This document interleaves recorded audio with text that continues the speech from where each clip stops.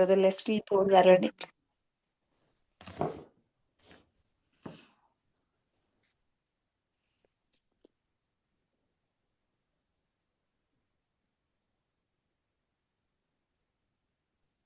ஆண்டவராகிய இயேசு கிறிஸ்துவின் நாமத்தினாலே சங்கமம் வானொலியில் இணைந்திருக்கிறவர்கள், மறு ஒளிபரப்பிலே கேட்கப் போகிறவர்கள் எல்லோரையும் வாழ்த்துகிறோம், வரவேற்கிறோம்.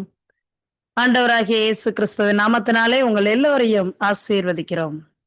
இன்றைய நாளிலும் கூட நாம் பார்க்க போகிற வேத பகுதி என்னவென்றால், நாம் ஆராதிக்கிற நம்முடைய தேவன் நல்ல தகப்பனாகவே இருக்கிறார். பாருங்கள், அநேக நாமங்களை குறித்து பார்த்தோம். ஆண்டவர் எப்படிப்பட்டவர் என்பதை குறித்து பார்த்தோம். பாருங்க, நாம் ஆராதிக்கிற ஆண்டவராகிய இயேசு கிறிஸ்து நமக்கு நல்ல தகப்பனாகவே இருக்கிறார். அருமையானவர்களே, தகப்பன் பாருங்க ஒரு பிள்ளைக்கு முதலாவது காரணமாக இருக்கிறார். பாருங்க, ஒரு பிள்ளை இந்த உலகத்திற்கு வர வேண்டும் என்றால் தகப்பன் மூலமாக தான் இந்த உலகத்திற்கு வருகிறார்கள். பாருங்க, ஒரு பிள்ளையை பெற்றெடுக்கிறார். அதற்கு பிறகு அந்த குழந்தையின் மேலே அன்பு வைக்கிறார், அதை வளர்க்கிறார். பாருங்க, அந்த பிள்ளைகளுக்கு வேண்டியதை பாருங்க கொடுக்கிறார், போஷிக்கிறார், வழி நடத்துகிறார். அருமையானவர்களே, தன்னுடைய பிள்ளைகளுக்காக எல்லாவற்றையும் செய்கிறார், பாதுகாக்கிறார். பிள்ளைகளுக்கு பாருங்க போதிக்கிறார், அறிவை புகட்டுகிறார், எல்லாவற்றையும் பாருங்க கொடுக்கிற தகப்பனாய் இருக்கிறார். ஒரு நல்ல தகப்பன்மார்கள் இப்படிதான் இருப்பாங்க. பாருங்க பாருங்க, உலகத்து பிரகாரமான தகப்பன்மார்களே இவ்வளவாய் தன்னுடைய பிள்ளைகளை நேசிக்கும் போது, பாருங்க பரலோக தகப்பன் நம்முடைய அப்பா ஆண்டவராகிய இயேசு கிறிஸ்துவானவர் எப்பேற்பட்ட நல்ல தகப்பனாய் இருப்பார் பாருங்க. அதற்கு ஆதாரமாக சங்கீதத்தின் புஸ்தகம் 103 அதிகாரம் 13 வசனத்தை நாம் வாசிப்போம். சங்கீதம் 103:13. தகப்பன் தன் பிள்ளைகளுக்கு இறங்குகிறது போல கர்த்தர் தமக்கு பயந்தவர்களுக்கு இறங்குகிறார்.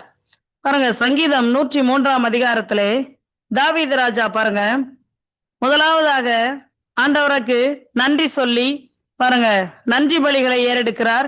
கர்த்தர் செய்த நன்மைகளை மறவாதே என்று ஸ்தோத்தரிக்கிறார்.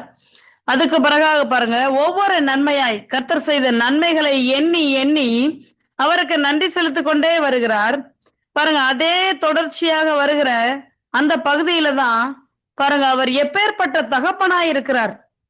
நாம் ஆராதிக்கிற தேவன் தன்னுடைய பிள்ளைகளுக்கு எப்படிப்பட்டவராய் இருக்கிறார், அன்பு வைக்கிறார். பாருங்க, அது மாத்திரமல்ல, இங்க எழுதப்பட்டிருக்கிறது தகப்பன் தன் பிள்ளைகளுக்கு இறங்குறது போல. ஏன் பிள்ளைகளை சும்மா சாதாரணமா அவர் ஒரு எடுத்துக்காட்டா கூட சொல்லிட்டு போயிருக்கலாம். ஆனா குறிப்பிட்டு சொல்லுகிறார், தகப்பன் தன் பிள்ளைகளுக்கு இறங்குகிறது போல, இரக்கம் காட்டுகிறது போல, மனதுருகுகிறது போல பரலோக தகப்பனாகிய இயேசு கிறிஸ்துவானவர் நம்மீது இரக்கம் கொண்டிருக்கிறார். சங்கீதம் 103 அதிகாரம் 8 வசனத்திலே அவரை குறித்து இவ்வளவாய் எழுதியிருக்கிறார்கள். கர்த்தர் உருக்கமும் இரக்கமும் நீடிய சாந்தமும் மிகுந்த கிருபையும் உள்ளவர்.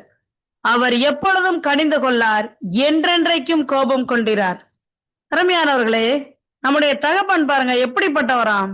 உருக்கம், ஒரு மனிதாபிமானம் மாத்திரம் இல்லைங்க, ஒரு மனுஷனை பார்க்கும்போது அவன் மேல ஒரு பச்சாதாபம், இரக்கம்.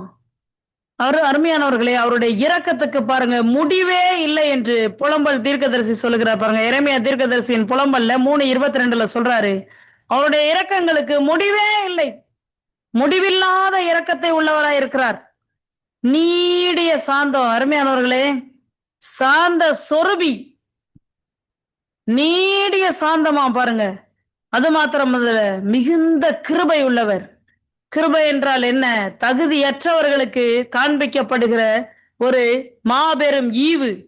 பாருங்க, அப்பேற்பட்ட கிருபை எப்படி இருக்குதா, மிகுந்த கிருபை கொண்டவராயிருக்கிறார். நாம் ஆராதிக்கிற தேவனை குறித்து நம்முடைய மனதிலே என்னவாக அவரை எண்ணி வைத்திருக்கிறோம் பாருங்க. உயர்வான எண்ணங்கள் அவரை குறித்து இருக்கிறதா? நம்முடைய தகப்பன் எப்பேற்பட்டவர், அவர் பாருங்க எப்படிப்பட்ட தன்மையுள்ளவராயிருக்கிறார். யாரை நாம் ஆராதித்துக் கொண்டிருக்கிறோம்? அருமையானவர்களே, அரக்க குணம் நிறைந்த இந்த உலகத்திலே உங்கள் மீதும் எங்கள் மீதும் மிகுந்த இரக்கமுள்ள தேவன் ஆண்டவராகிய இயேசு கிறிஸ்து ஒருவர். அவரை குறித்து பாருங்க, நல்ல தகப்பன். அருமையானவர்களே, நிறைய தகப்பன்மார்கள் இருக்கிறார்கள். உலகமாக மாத்திரமல்ல, நிறைய தகப்பன்மார்கள் மத்தியிலே பாருங்க, நல்ல தகப்பன் என்று எல்லாரையும் சொல்லிவிட முடியாது. இவர் மாத்திரம்தான் பாருங்க நல்ல தகப்பனா இருக்கிறார், நல்ல போதகராய் இருக்கிறார், வழிநடத்துகிறவராய் இருக்கிறார். பாருங்க, சங்கீதம் 32:8 சொல்லுவாரு, கண்ணை வைத்து ஆலோசனை சொல்லுகிறார். அருமையானவர்களே, அவருடைய இரக்கத்தை மோசே இவ்வாறாக சொல்லுகிறார். யாத்ராமத்தின் புஸ்தகம் 34 6 7 இவ்வாறு எழுதப்பட்டிருக்கிறது. யாத்ராமத்தின் புஸ்தகம் 34 வசனங்கள் 6 7. கர்த்தர் அவனுக்கு முன்பாக கடந்து போகிற போது அவர், கர்த்தர் கர்த்தர் இரக்கமும் கிருபையும் நீடிய சாந்தமும் மகாதயையும் சத்தியமுள்ள தேவன், 1000 தலைமுறைகளுக்கு இரக்கத்தை காக்கிறவர். அருமையானவர்களே, இங்க போடப்பட்டிருக்குது, அவர் இரக்கம் மாத்திரம் இல்ல, மகாதயை. அருமையானவர்களே, நம் மீது மிகுந்த தயையுள்ளவராயிருக்கிறார். 1000 தலைமுறைகளுக்கு இரக்கத்தை காக்கிற தேவனாயிருக்கிறார், நல்ல தகப்பனாயிருக்கிறார். அருமையானவர்களே, எப்பேற்பட்ட அன்பு நிறைந்த தேவனை நாம் ஆராதித்துக் கொண்டிருக்கிறோம். பாருங்க, இவருடைய அன்பை குறித்து இன்னும் அதிகமாக ஆழமாக வேத வசனத்தோடு நாம் பார்ப்போம். லூக்காவின் புஸ்தகம் 15 வசனங்கள் 11 முதல் 20 வரை. லூக்காவின் புஸ்தகம் 15 வசனங்கள் 11 முதல் 20 வரை. பாருங்க, இங்கே ஒரு சம்பவத்தை குறித்து எழுதப்பட்டிருக்கிறது. பாருங்க, இந்த சம்பவங்கள் அனைத்தும் நீங்கள் அறிந்ததே. ஒரு தகப்பனுக்கு பாருங்க 2 குமாரர்கள் இருக்கிறார்கள். அதுல பாருங்க, இளைய மகன் எல்லா சொத்துக்களையும் தகப்பனிடத்துல இருந்து பிரித்து வாங்கி அங்கே போடப்பட்டிருக்கும், தகப்பனை விட்டு பிரிந்து. பாருங்க, முதலாவது அந்த தகப்பன் செய்யற அந்த மகன் செய்கிற காரியம் என்னன்னா, சொத்தெல்லாம் வாங்கின மாத்திரத்திலேயே பக்கத்திலே இருக்கிறத விட்டுட்டு தகப்பனை விட்டு பிரிந்து தூர தேசத்திற்கு போனான். முதலாவது அவன் செய்த தப்பு பாருங்க, தகப்பனை விட்டு பிரிகிறான். 2வது தூரமா போயிட்டான். தகப்பனுடைய அன்பு அவனுக்கு என்னன்னே தெரியல. பாருங்க, இங்க போடப்பட்டிருக்கிறது 12 வசனத்திலே, அவர்களில் இளையவன் தகப்பனை நோக்கி, தகப்பனே, ஆஸ்தியில் எனக்கு வரும் பங்கை எனக்கு தர வேண்டும். பாருங்க, அந்த சொத்தெல்லாம் வேணும், ஆனா தகப்பன் வேண்டாம். எல்லாத்தையும் எடுத்துட்டு தூர தேசத்துக்கு போய் பாருங்க, துன்மார்க்கமாய் ஜீவனம் பண்ணி எல்லாத்தையும் இழந்துட்டான். ஒண்ணுமே இல்ல. கடைசியில அங்க பாருங்க, ஒருவேளை சாப்பாடு கூட கிடைக்கல. 16 வசனத்துல போடப்பட்டிருக்கும், அப்பொழுது பன்றிகள் தின்கிற தவிட்டினாலே தன் வயிற்றை நிரப்ப ஆசையாயிருந்தான், ஒருவனும் அதை அவனுக்கு கொடுக்கவில்லை. எல்லாரும் சொல்லுவாங்க, இந்த கெட்டகுமாரன் பண்ணி திங்கிற தவிட சாப்பிட்டான்னு.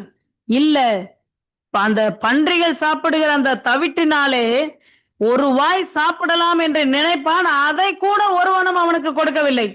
பாருங்க, தகப்பன் கூட இருக்கும்போது ராஜ வஸ்திரம், கைக்கு மோதிரம், காலுக்கு பாதரட்ச, கழுத்துல பொன் சரப்பணி, வேலைக்கு வேலைக்காரர்கள், கூலிக்காரர்கள், பாருங்க எல்லாத்துக்கும் வேலைக்காரர்கள் இருக்காங்க. மிகவும் சம்பரமாய் வாழ்ந்து வந்தான். அவனுக்கு ஒண்ணு தெரியல, தகப்பன் கூட இருக்கிறது மாத்திரமே பாதுகாவல், அவனுக்கு எல்லா நன்மைகளும் கிடைக்கும். பாருங்க, சந்தோஷமும் சமாதானமும் அப்பா கூட இருக்கும்போது மட்டும்தான் அப்படின்ற அந்த ஞான வெளிச்சம் இல்லாததுனாலே தகப்பனை விட்டு பிரிந்து தூர தேசத்திற்கு ஓடி போகிறார். தகப்பனை குறிச்ச அவருக்கு ஒண்ணுமே தெரியல.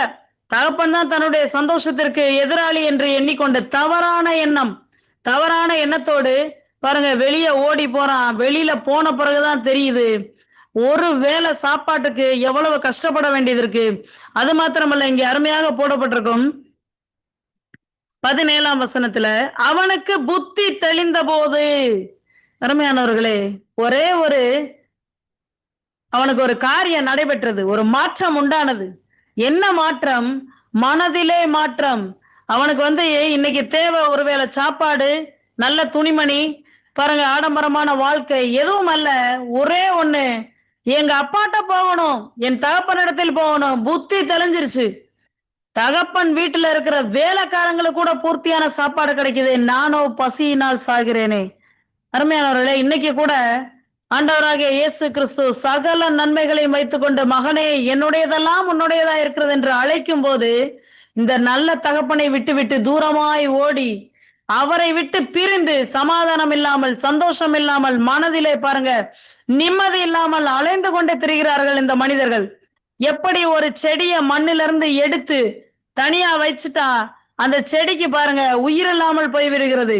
இந்த மண்ணுல மறுபடியும் அந்த செடியை நட்டு வைக்கும் போது அந்த மண்ணுக்குள்ள இருக்கிற அந்த சுவாசமும் ஈர காற்றும் அந்த பாருங்க தண்ணீரும் அந்த செத்து கிடக்கிற அந்த செடிக்கு ஜீவனை கொண்டு வருகிறது.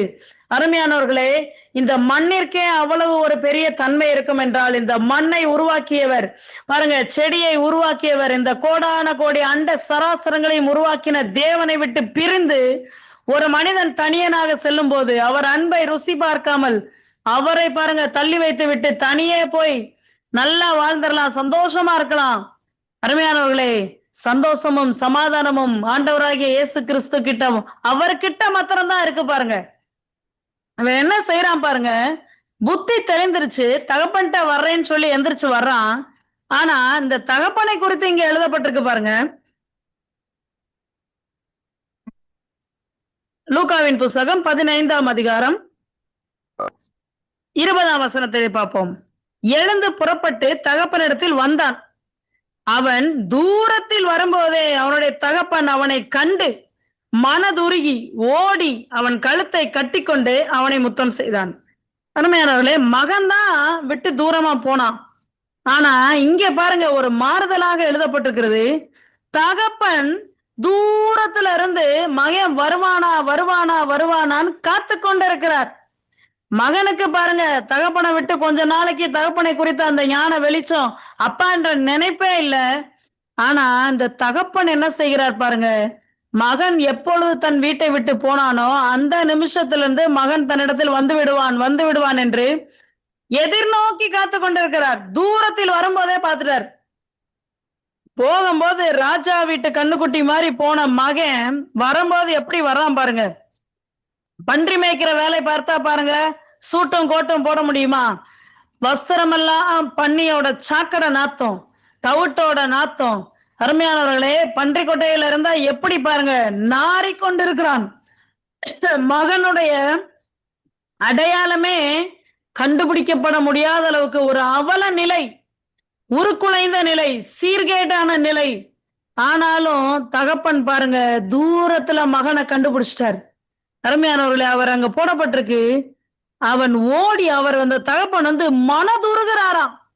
மனது உருகி ஓடி கிட்ட போய் கழுத்தை கட்டி கொண்டு முத்தம் செய்தார். அருமையானவர்களே, தூரத்துல வரும்போதே பார்த்துட்டு அவர் பாட்டுல வீட்டுல நிக்கல. வயசான மனுஷன் பாருங்க மகனை நோக்கி ஓடி வருகிறார். ஓடி வந்து பாருங்க மனதுருக்கம், மனசுல அவர் பாருங்க மனதுருக்கத்தையும் இரக்கத்தையும் கிருபையும் சாந்தத்தையும், அருமையானவர்களே அவருக்கு தாங்க முடியல. மகனை பார்த்த மாத்திரத்துல ஓடி வந்து கழுத்தை கட்டி கொண்டு அவன் மகன் மேல பண்ணி நாத்தம், ஒரே சாக்கடை நாத்தம், பார்க்கறதுக்கே அவலட்சணமான ஒரு நிலைமையில இருக்கான். ஆனாலும் அந்த மகனுடைய எந்த நிலையும் பார்க்கவில்லை அந்த தகப்பன். தகப்பனுடைய இரக்கம், அவருடைய மனதுருக்கம், அருமையானவர்களே எதையுமே பார்க்கவில்லை. மகன் செய்த தவறை பார்க்க மறுக்கிறது. மகன் செய்த எல்லா காரியத்தையும் அவமானத்தையும் பாருங்க, எல்லா சொத்து பத்து எல்லாத்தையும் அழிச்சு போட்டுட்டான். ஒரு பெரிய கெட்ட பேரை தகப்பனுக்கு உண்டாக்கிட்டு போயிட்டான். எல்லாவற்றிற்கும் மேலாக மீறி அந்த தகப்பன் அந்த மகனிடத்திலே அன்பு கூர்ந்தார், மனதுருகினார், கிட்ட வந்தார், கழுத்தை கட்டி கொண்டார். அருமையானவர்களே, பண்ணி கூட வாழ்ந்து பண்ணி மேய்ச்சிட்டு இருந்தவனை பாருங்க கழுத்தை கட்டி கொண்டு முத்தம் செய்தார். அருமையானவர்களே, நம் ஆண்டவராகிய இயேசு கிறிஸ்து இப்படிதாங்க, நீங்க எந்த நிலைமையில இருந்தாலும் உங்கள் மேலே மனதுருகுகிறார். அவர் ஓடி வந்தாருங்க, நாம அவரை தேடி ஓடல. கல்வாரி சிலுவையிலே நம்மை பாருங்க அவரோடு சேர்த்து கொள்ளும்படியாக கொல்கத்தா மேட்டிலே 2025 ஆண்டுகளுக்கு முன்பதாக ஓடி இறங்கி வந்தார். அருமையானவர்களே, எதற்காக? மகனே மகளே, உன்னை என்னுடைய பிள்ளையாக மாற்றும்படி. பாருங்க 1 கொரிந்தியர் 5:17 எழுதியிருக்கு பாருங்க. ஒருவன் கிறிஸ்துவுக்குள் இருந்தால் புது சிருஷ்டி ஆகிறான். அவர்கிட்ட வந்துட்டா போதும் பாருங்க, எல்லாம் பழசெல்லாம் ஒளிஞ்சு போயிருது. எல்லா துன்மார்க்கமும் விட்டு ஒளிஞ்சு போயிருது. அருமையானவர்களே, இங்க தகப்பன்ட்டு வந்த மாத்திரத்திலே மகனுடைய நிலைமையே வேற லெவல்ல மாறிடுச்சுங்க. தகப்பன் பாருங்க, மகன் செஞ்ச தவற மன்னிச்சுட்டாரு. நீங்கள் எப்பேற்பட்ட தவறு இழைத்திருந்தாலும், துரோகமான வாழ்க்கையை வாழ்ந்து கொண்டிருந்தாலும், எந்த நிலைமையில் இருந்தாலும் பாருங்க, நீங்க வாழ்ந்து கொண்டிருக்கிற அந்த நிலைமையிலே இயேசு கிறிஸ்துவானவர் உங்கள் மேலே மனதுருகுகிறார், ஓடி வருகிறார், கிட்ட வருகிறார், உங்களை முத்தம் செய்கிறார், உங்களை தன்னோடு மார்போடு அணைத்துக் கொண்டு அரவணைக்கும்படி அவர் ஆசையாய் காத்து கொண்டிருக்கிறார். அப்பேற்பட்டவர் தான் நம்முடைய நல்ல தகப்பன் பாருங்க. கிட்ட வந்தாரு, கூட்டிட்டு போனாரு, வீட்டுக்கு போனாரு. முதல்ல நல்ல பாருங்க, எல்லாட்டையும் அந்த மகனை கூட்டிட்டு போய் குளிக்க வச்சு அவர் சொல்றாரு, உயர்ந்த வஸ்திரத்தை போடுவித்தார். 22ஆம் வசனத்துல போடப்பட்டிருக்கு, உயர்ந்த வஸ்திரத்தை கொண்டு வந்தார்கள். இவனுக்கு உடுத்தி, கைக்கு மோதிரத்தை மாட்டு, காலுக்கு பாதரட்சியை மாட்டு, கொளுத்த கன்றை அடிப்பித்து பாருங்க, சந்தோஷமா இருப்போம். இவன் மரித்தான், திரும்பவும் உயிர்த்தான், காணாமற் போனான், திரும்பவும் காணப்பட்டான். அருமையானவர்களே, நீங்க ஆண்டவருக்கு கிட்ட வந்தா அவருக்கு அளவில்லாத சந்தோஷங்க.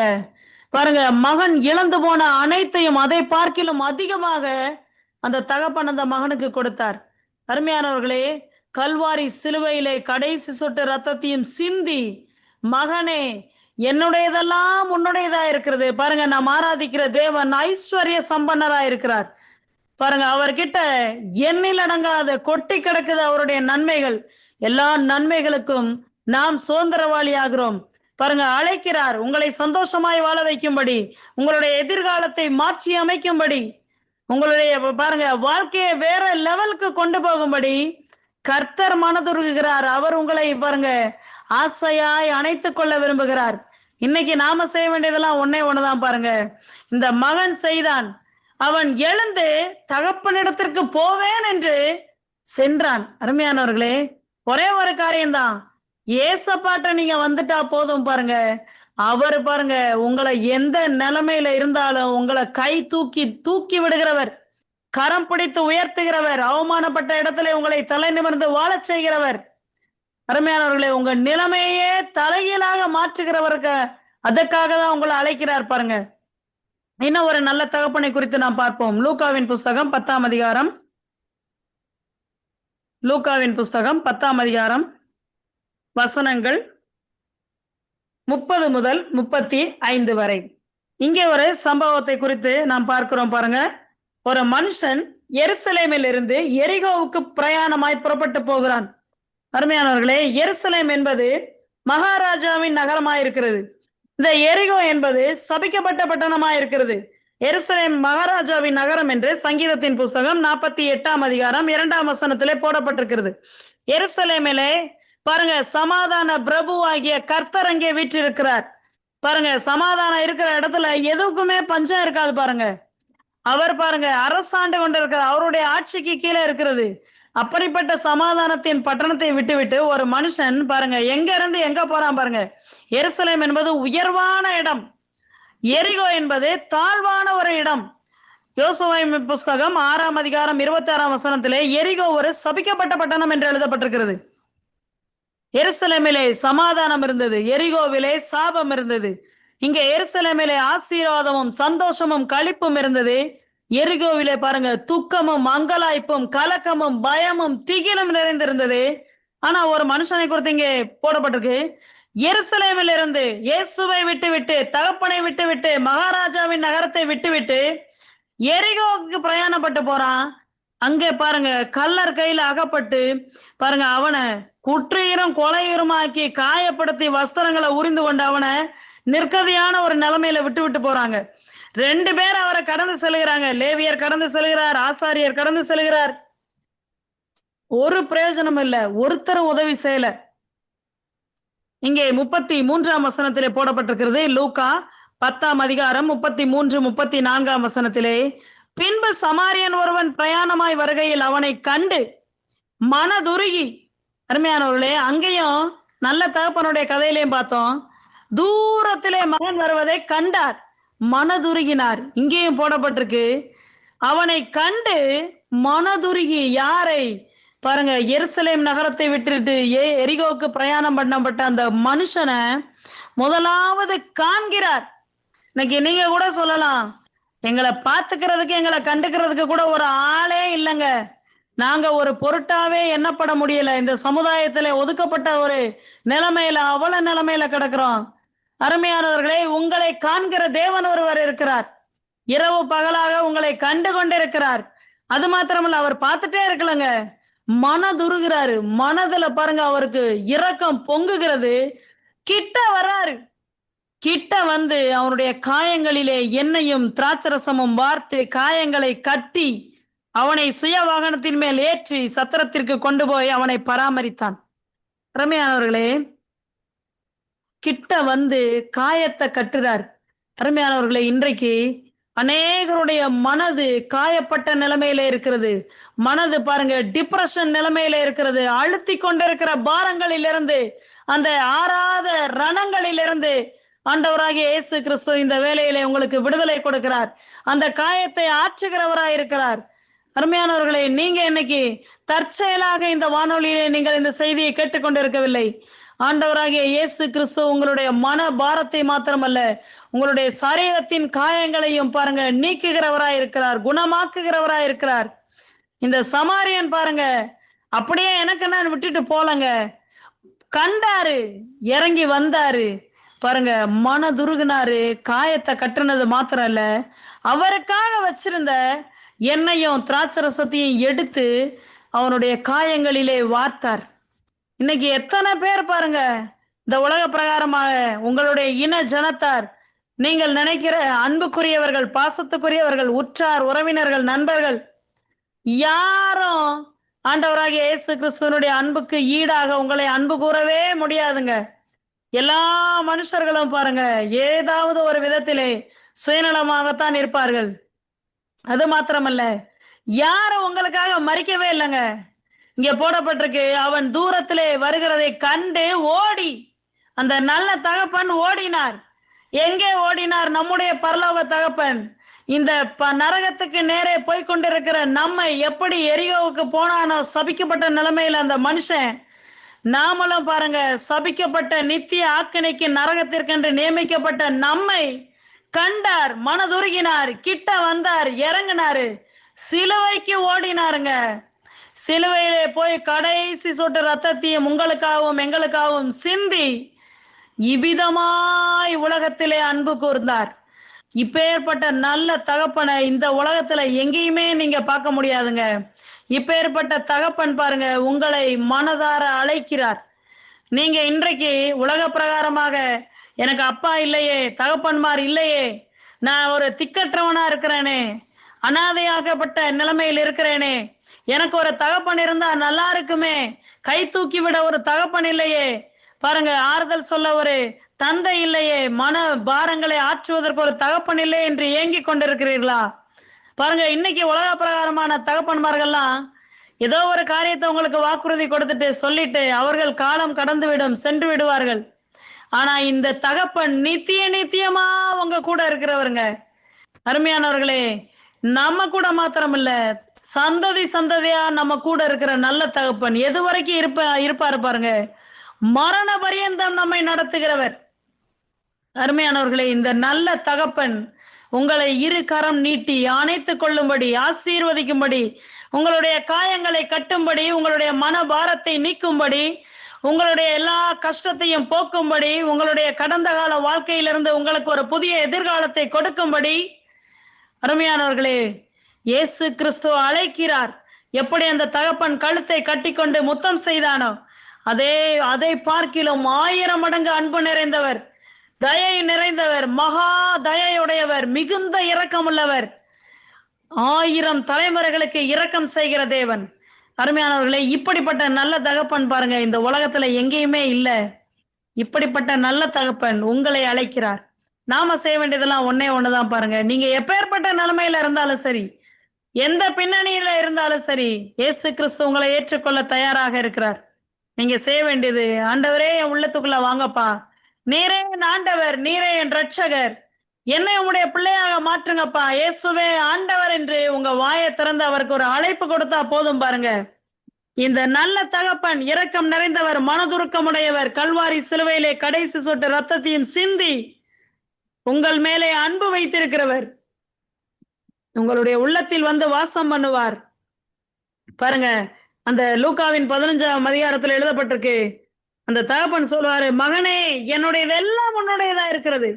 இந்த நல்ல தகப்பனுக்கு நாம் பிள்ளைகள் ஆகும்போது அவருடைய எல்லா நன்மைகளுக்கும் நாம் சொந்தக்காரர்களாகிறோம்.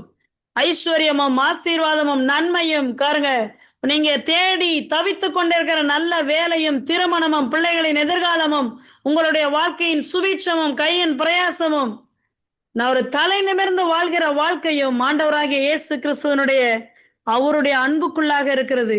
எல்லா நன்மைகளையும் சுமந்து கொண்டுதான் உங்களை அழைக்கிறார் பாருங்க.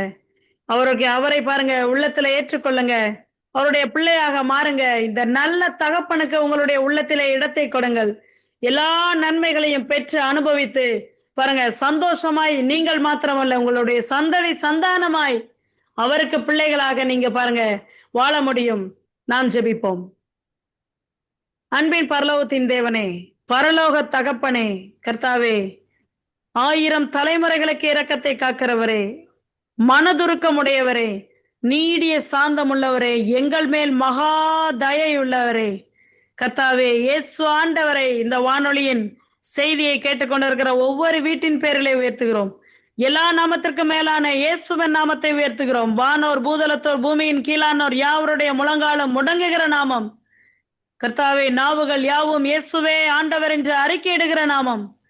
நல்ல தகப்பனே, உம்முடைய அன்பு கர்த்தாவே, உம்முடைய மனதுருக்கம் செய்தியை கேட்டுக்கொண்டிருக்கிற எல்லா குடும்பத்தின் பேரிலும் பிரவாகிப்பதாக. மனதுருகத்தின் கர்த்தாவே, மனதுருகத்தின் தேவனை உயர்த்துகிறோம் ஐயா. உம்முடைய மனதுருக்கமும் எல்லா ஜனங்களுடைய இருதயத்தையும் கட்டி இழுத்துக் கொள்வீராக. ரட்சிப்பு உம்முடையதா இருக்கிறதே ஆண்டவரே, ஒரு மனுஷனாகிலும் கெட்டு போவது உம்முடைய சித்தம் அல்ல அப்பா. கர்த்தாவே, உம்முடைய அன்பு ஒவ்வொரு ஜனத்தின் மத்தியிலும் கர்த்தாவே வெளிப்படுவதாக. இவ்விதமாய் உலகத்திலே அன்பு கூர்ந்தீரே கர்த்தாவே, இவ்வளவாய் அன்பு கூர்ந்தீரே, உம்முடைய அன்பு செய்திக்க செல்லுகிற இடமெல்லாம் கடந்து செல்லட்டும். ஒவ்வொரு காயம்பட்ட இதயத்தையும் கர்த்தாவே நீர் குணமாக்குகிறவராயிருக்கிறீர். ஆட்சி தேற்றுகிற தகப்பனாய் இருக்கிறீர் கர்த்தாவே. இந்த வானொலியில் இணைந்திருக்கிற வானொலியில் கர்த்தாவே குடும்பத்தார் எல்லோரையும் உம்முடைய தயவுள்ள கரத்திற்குள்ளே ஒப்பு கொடுக்கிறோம். எல்லா நன்மைகளுக்கும் கர்த்தாவே அவருடைய குடும்பத்தின் பேரிலே வந்து பழிப்பதாக. தீமைகளை எல்லாம் நிராகரிக்கிறோம் கர்த்தாவே. ஆசீர்வாதமும் நன்மையும் ஜீவனும் சுகமும் பலனும் கர்த்தாவே நீடிய ஆயுளும் ஒவ்வொருத்தருடைய குடும்பத்தின் பேரிலே வந்து தங்கும்படியாக நாங்கள் ஜெபிக்கிறோம் கர்த்தாவே. ஒவ்வொருத்தரையும் பேர் பேராக நீங்க ஆசீர்வதிக்கிறீங்க, பலப்படுத்துகிறீங்க, உயர்த்துகிறீங்க. உம்முடைய நாமம் ஒன்றே மகிமைப்படுவதாக ஆண்டவரே. எங்களுக்கல்ல கர்த்தாவே, உமது நாமத்திற்கே மகிமை வரப்பண்ணும். எல்லா நாமத்திற்கு மேலான இயேசுவின் நாமத்தில் ஜெபிக்கிறோம் எங்கள் ஜீவனுள்ள நல்ல பிதாவே. ஆமேன், ஆமேன், ஆமேன், ஆமேன். அருமையான செய்தி. ஆமேன்.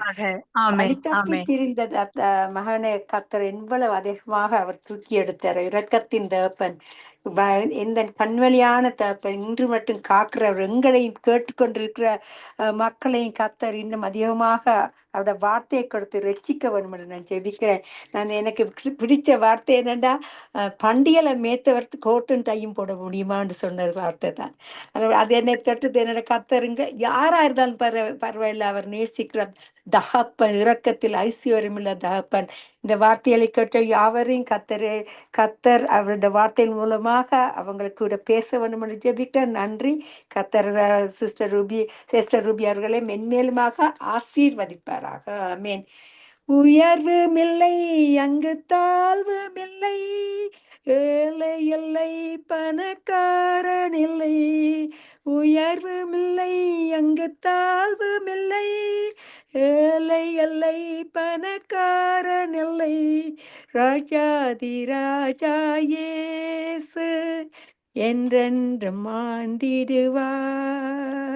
ராஜாதி ராஜா இயேசு என்றென்றும் ஆண்டிடுவார். இன்பமுண்டு சமாதானமுண்டு, வெற்றியுண்டு துதி பாடல் உண்டு. இன்பமுண்டு சமாதானமுண்டு, வெற்றியுண்டு துதிப்பாதலந்து ராஜாதி ராஜா இயேசு என்றென்றும் மீந்திடுவார். ஆமென். இயேசு எங்களை ஒரு குடும்பமாக அழைத்திருக்கிறார். அவருடைய வெளியேற பெற்ற இரத்தத்தினால் எங்களை கழுவி எடுத்தபடினால்தான். அப்படியா இந்த செய்தியை கேட்கிறவர்கள் வானொலி சங்கமம் வானொலி மூலமாக அவர்கள் கூட கூட கர்த்தர் இன்னமும் இயேசு பேசி அவர்களை விடுதலையாக்க வல்லவராய் இருக்கிறார்.